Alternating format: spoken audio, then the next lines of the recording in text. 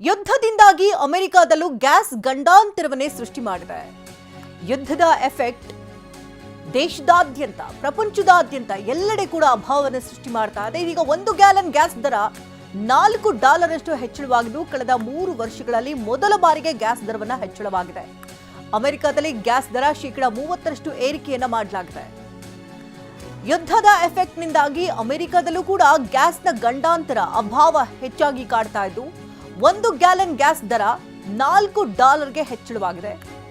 ಕಳೆದ 3 ವರ್ಷಗಳ ಅಂತರದಲ್ಲಿ ಗಮನಿಸುವುದಾದ್ರೆ ಮೊದಲ ಬಾರಿಗೆ ಗ್ಯಾಸ್ ದರವನ್ನು ಹೆಚ್ಚಳ ಮಾಡಿರುವಂಥದ್ದು. ಒಂದಲ್ಲ ಎರಡಲ್ಲ, ಬರೋಬ್ಬರಿ -30% ಏರಿಕೆಯನ್ನು ಮಾಡಿದ್ದಾರೆ. ಇದು ವಿಶ್ವದಾದ್ಯಂತ ಯುದ್ಧದ ಎಫೆಕ್ಟ್ನಿಂದಾಗಿ ಆಗ್ತಾ ಇರುವಂಥ ಅಭಾವಗಳು. ಯುದ್ಧದ ಎಫೆಕ್ಟ್ ಅಮೆರಿಕಾಗೂ ತಟ್ಟಿದ್ದು, ಗ್ಯಾಸ್ ಗಂಡಾಂತರ ಅಲ್ಲೂ ಕೂಡ ಶುರುವಾಗಿದೆ. 1 ಗ್ಯಾಲನ್ ಗ್ಯಾಸ್ ದರ $4 ಹೆಚ್ಚಳವಾಗಿದ್ದು, ಕಳೆದ 3 ವರ್ಷಗಳಲ್ಲಿ ಇದೀಗ ಮೊದಲ ಬಾರಿಗೆ ಗ್ಯಾಸ್ ದರವನ್ನು ಹೆಚ್ಚಳ ಮಾಡಿದ್ದಾರೆ. ಕೇವಲ ಕರ್ನಾಟಕ, ಭಾರತ, ಬೇರೆ ಬೇರೆ ದೇಶಗಳು ಮಾತ್ರವಲ್ಲ, ಯುದ್ಧಕ್ಕೆ ಸನ್ನದ್ಧವಾಗಿ ನಿಂತಿದ್ದಂಥ ಅಮೆರಿಕ, ಇಸ್ರೇಲ್ ಜೊತೆಯಾಗಿ ನಿಂತುಕೊಂಡು ಇರಾನ್ಗೆ ಬಿಸಿ ಮುಟ್ಟಿಸ್ತವೆ ಎನ್ನುವ ನಿಟ್ಟಿನಲ್ಲಿ ಸರ್ವ ಪ್ರಯತ್ನವನ್ನು ಮಾಡ್ತಾ ಇತ್ತು. ಇದೀಗ ಅಮೆರಿಕಗೂ ಕೂಡ ಸಂಕಷ್ಟ ಶುರುವಾಗಿದೆ. ಇನ್ನು ಪ್ರಪಂಚದಾದ್ಯಂತ ಯುದ್ಧದ ಎಫೆಕ್ಟ್ನಿಂದಾಗಿ ಎಲ್ಲ ವಸ್ತುಗಳಲ್ಲೂ ಕೂಡ ಗಣನೀಯವಾಗಿ ಏರಿಕೆಯಾಗ್ತಾ ಇರೋದನ್ನು ನಾವು ಗಮನಿಸ್ತಾ ಇದ್ದೀವಿ. ಅಮೆರಿಕದ ಮತ್ತೊಂದು ಡ್ರೋನ್ ಅನ್ನು ಹೊಡೆದುರುಳಿಸಿದೆ ಇರಾನ್. ಇಸ್ಫಹಾನ್ನಲ್ಲಿ ಅಮೆರಿಕದ MQ-9 ಡ್ರೋನ್ ಧ್ವಂಸವಾಗಿದೆ.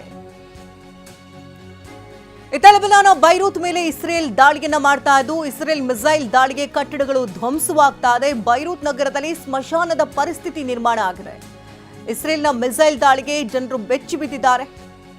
ಲೆಬನಾನ್ನ ಬೈರೂತ್ ಮೇಲೆ ಇಸ್ರೇಲ್ ನಿರಂತರವಾದಂತಹ ದಾಳಿಯನ್ನ ಮುಂದುವರೆಸಿದ್ದು, ಬಹುಮಹಡಿ ಕಟ್ಟಡಗಳೆಲ್ಲವೂ ಕೂಡ ಈಗಾಗಲೇ ನೆಲಕಚ್ಚಿದೆ. ಈ ಬಗ್ಗೆ ಇನ್ನಷ್ಟು ಡೀಟೇಲ್ಸ್ ಅನ್ನ ಪಡ್ಕೊಳ್ಳೋಣ. ನೇರ ಸಂಪರ್ಕದಲ್ಲಿ ಹರೀಶ್ ಇದ್ದಾರೆ. ಹರೀಶ್, ಯುದ್ಧದ ಅಭಾವದಿಂದಾಗಿ, ಈಗ ಪ್ರಭಾವದಿಂದಾಗಿ ಇಡೀ ಪ್ರಪಂಚವೇ ನಲುಗ್ತಾ ಇದೆ. ಒಂದು ಕಡೆ ಗ್ಯಾಸ್ನ ಕೊರತೆ ಉಂಟಾಗ್ತಾ ಇದ್ರೆ, ಮತ್ತೊಂದು ಕಡೆಯಲ್ಲಿ ಪ್ರತಿಯೊಂದು ವಸ್ತು ಬೆಲೆಯೂ ಕೂಡ ದುಪ್ಪಟ್ಟು ಏರಿಕೆ ಆಗ್ತಾ ಇರುವಂಥದ್ದು. ಈಗ ಇದರ ಎಫೆಕ್ಟ್ ನೇರವಾಗಿ ಅಮೆರಿಕಾಗೂ ಕೂಡ ತಟ್ಟಿದೆ. 1 ಗ್ಯಾಲನ್ ಗ್ಯಾಸ್ ದರ $4 ಹೆಚ್ಚಳವಾಗಿದೆ ಅನ್ನೋ ಬಗ್ಗೆ ಮಾಹಿತಿ ಸಿಗ್ತಾ ಇದೆ. ಜೊತೆಗೆ ಇತ್ತ ಇಸ್ರೇಲ್ ಕೂಡ ನಿರಂತರವಾದಂತಹ ದಾಳಿಯನ್ನ ಮಾಡ್ತಾ ಇದ್ದು, ಜನವಸತಿ ಪ್ರದೇಶಗಳನ್ನೇ ಟಾರ್ಗೆಟ್ ಮಾಡ್ತಾ ಇದೆ. ಏನೆಲ್ಲ ಬೆಳವಣಿಗೆಗಳಾಗಿದೆ, ಮಾಹಿತಿಯನ್ನು ಕೊಡೋದಾದ್ರೆ. ಶಕುಂತಲಾ, ಇಸ್ರೇಲ್, ಇರಾನ್ ಹಾಗೂ ಅಮೆರಿಕ ನಡುವಿನ ಯುದ್ಧ ಶುರುವಾಗಿ 31 ದಿವಸಗಳು ಕಳೆದಿರುವಂತಹದ್ದು. 31ನೇ ದಿವಸವೂ ಕೂಡ ಅದೇ ರೀತಿಯಾದಂತಹ ದಾಳಿ ಪ್ರತಿದಾಳಿಗಳು ನಡೀತಾ ಇದೆ. ಮತ್ತು ಇರಾನ್ ಕೂಡ ಈ ಯುದ್ಧವನ್ನು ಸಸ್ಟೈನ್ ಮಾಡ್ಕೊಂಡು ನಿಂತಿರುವಂತಹದ್ದು. ಅಂದರೆ ಅಮೆರಿಕ ಹಾಗೂ ಇಸ್ರೇಲ್ನ ಅಂಥದ್ದೇ ದಾಳಿ ಮಾಡಿದರೂ ಕೂಡ ಇರಾನ್ ಎಲ್ಲವನ್ನು ಕೂಡ ಎದುರಿಸ್ತಾ ಇದೆ ಮತ್ತು ಪ್ರತಿದಾಳಿಯನ್ನು ಕೂಡ ಅಷ್ಟೇ ಪ್ರಮಾಣದಲ್ಲಿ ಕೊಡ್ತಿರುವಂತಹದ್ದು. ಬಹು ಮುಖ್ಯವಾಗಿ ಅಮೆರಿಕದ ಸೇನಾ ನೆಲೆಗಳಿರ್ತಕ್ಕಂತಹ ಕೊಲ್ಲಿ ರಾಷ್ಟ್ರಗಳನ್ನೇ ಟಾರ್ಗೆಟ್ ಮಾಡ್ಕೊಂಡು ಇವತ್ತು ಕೂಡ ದಾಳಿಯನ್ನು ನಡೆಸ್ತಾ ಇರುವಂತಹದ್ದು.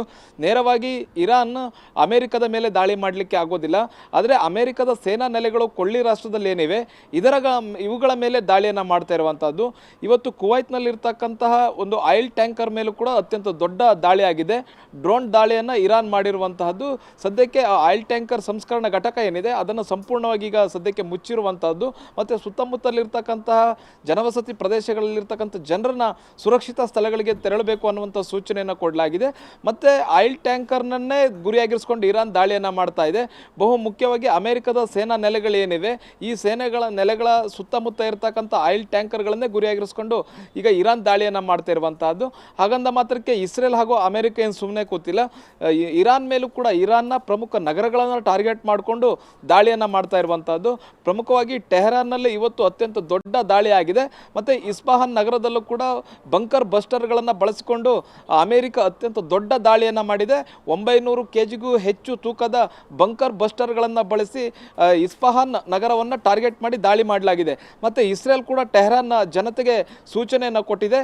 ಆದಷ್ಟು ನೀವು ಅಂದರೆ ಮನೆ ಒಳಗೆ ಇರಬೇಕು, ಮನೆಯಿಂದ ಹೊರಗಡೆ ಬರಬಾರ್ದು ಅನ್ನುವಂಥದ್ದನ್ನು ಇಸ್ರೇಲ್ ಇರಾನ್ನ ಇರಾನ್ನಲ್ಲಿರ್ತಕ್ಕಂಥ ಜನರಿಗೆ ಎಚ್ಚರಿಕೆಯನ್ನು ಕೊಟ್ಟಿರುವಂಥದ್ದು. ಅಂದರೆ ಅತಿ ದೊಡ್ಡ ದಾಳಿಗೆ ಇಸ್ರೇಲ್ ಮತ್ತು ಅಮೆರಿಕ ಜಂಟಿಯಾಗಿ ತಯಾರಿ ನಡೆಸ್ತಾ ಇದೆ ಅನ್ನುವಂಥ ಚರ್ಚೆಗಳು ಕೂಡ ನಡೀತಾ ಇದೆ. ಹಾಗಾದರೆ ಇಸ್ಫಹಾನ್ ನಗರವನ್ನೇ ಯಾಕೆ ಅಮೆರಿಕ ಟಾರ್ಗೆಟ್ ಮಾಡ್ತಿದೆ ಅಂತಂದರೆ ಇಲ್ಲಿ ಪರಮಾಣು ನ್ಯೂಕ್ಲಿಯರ್ ಬಾಂಬ್ಗಳು ಇಟ್ಟಿರ್ತಕ್ಕಂತಹ ಒಂದಷ್ಟು ಸುರಂಗ ತಾಣಗಳಿವೆ, ಘಟಕಗಳಿವೆ. ಇವುಗಳನ್ನು ಟಾರ್ಗೆಟ್ ಮಾಡ್ಕೊಂಡು ಈಗ ಅಮೆರಿಕ ದಾಳಿಯನ್ನು ಮಾಡ್ತಾ ಇರುವಂಥದ್ದು. 450 kgಗೂ ಹೆಚ್ಚು ಯುರೇನಿಯಂ ಪುಡಿಯನ್ನು ಇರಾನ್ ಹೊಂದಿದೆ ಅನ್ನುವಂತಹದ್ದು. ಅದನ್ನು ಕೊಡಿ ಅನ್ನುವಂಥ ನಿಟ್ಟಿನಲ್ಲಿ ಅಮೆರಿಕ ಕೇಳ್ತಿರುವಂಥ, ಅಂದರೆ ಇರಾನ್ ಯಾವುದೇ ಕಾರಣಕ್ಕೂ ಪರಮಾಣು ಶಕ್ತಿಯನ್ನು ಹೊಂದಿರತಕ್ಕಂಥ ದೇಶ ಆಗಬಾರ್ದು ಅನ್ನುವಂಥದ್ದೇ ಉದ್ದೇಶ ಆಗಿರುವಂತಹದ್ದು. ಹಾಗಾಗಿ ಅಮೆರಿಕ ಹಾಗೂ ಇಸ್ರೇಲ್ ಇರಾನ್ ಮೇಲೆ ದಾಳಿಯನ್ನು ಮಾಡ್ತಾ ಇರುವಂತಹದ್ದು. ಆದರೆ ಈಗ ಸದ್ಯಕ್ಕೆ ಇರಾನ್ ಯುದ್ಧದಲ್ಲಿ ಸೋಲೊಪ್ಪುವಂತಹ ಯಾವುದೇ ಸ್ಥಿತಿ ಕಂಡು ಬರ್ತಾ ಇಲ್ಲ. ಎಷ್ಟೇ ಇಸ್ರೇಲ್ ಅಮೆರಿಕ ದಾಳಿ ಮಾಡಿದರೂ ಕೂಡ ಅಷ್ಟೇ ಪರಿಣಾಮಕಾರಿಯಾದಂಥ ಪ್ರತಿ ದಾಳಿಯನ್ನು ಮಾಡ್ತೀವಿ ಅನ್ನುವಂಥ ಎಚ್ಚರಿಕೆಯನ್ನು ಇರಾನ್ ಕೊಟ್ಟಿದೆ. ಇದರಿಂದ ಇಡೀ ವಿಶ್ವದಾದ್ಯಂತ ತೈಲ ಅಭಾವ ಸೃಷ್ಟಿಯಾಗಿದೆ. ಅಮೆರಿಕದಲ್ಲೂ ಕೂಡ ಗ್ಯಾಸ್ ರೇಟ್ ಜಾಸ್ತಿ ಆಗಿದೆ. ಭಾರತದಲ್ಲೂ ಕೂಡ ತೈಲ ಅಭಾವ ಮತ್ತು ಗ್ಯಾಸ್ ಅಭಾವ ಮುಂದುವರಿತಿರುವಂಥದ್ದು. ಹರ್ಮುಜ್ ಜಲಸಂಧಿ ಆದಷ್ಟು ಬೇಗ ಓಪನ್ ಮಾಡಬೇಕು ಅನ್ನುವಂಥ ನಿಟ್ಟಿನಲ್ಲಿ ಚರ್ಚೆ ನಡೀತಾ ಇದೆ. ಶಕುಂತಲಾ, ಧನ್ಯವಾದ ಹರೀಶ್, ತಮ್ಮ ಅಪ್ಡೇಟ್ಸ್ಗಾಗಿ.